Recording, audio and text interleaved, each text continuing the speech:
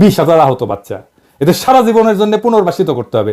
সেই কাজটা ওই একই জায়গা থেকে হইতে হবে, কোনো সমস্যা হবে না। তাইলে বিজনেস গ্রাজুয়েটরা প্রত্যেক আহত ব্যক্তির জন্য পৃথক পরিকল্পনা তৈরি করবে।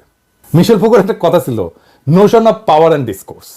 রাষ্ট্র আহতদের ঘিরে একটা ন্যারেটিভ তৈরি করতো, ন্যাশনাল ন্যারেটিভ, যা সমাজের মূল্যবোধকে প্রভাবিত করবে এবং সাধারণ মানুষকে বীরত্বের পথে উদ্বুদ্ধ করবে। সেটা না কইরা কি করতেছে? মাথার মধ্যে কোনো চিন্তা নাই, দুর্বল চিন্তার মানুষ। বুড়া খাটাস তো মাথায় কোনো আইডিয়া আসে না।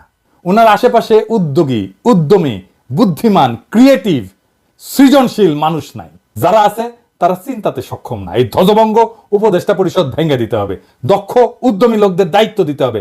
তাইলেই আমরা আমাদের সমর্থন অব্যাহত রাখবো। নয়তো একদিকে আওয়ামী লীগ, আর একদিকে হাসিনা চট করে ঢুকে যাওয়ার আশা, আর একদিকে আফসোস লীগ, ডাইনে ইন্ডিয়া, উপরে ট্রাম্পের উপদেষ্টা হয়েছে ইসকনের তুলসী গ্যাবার্ড ও বাম্বু খাইবেন।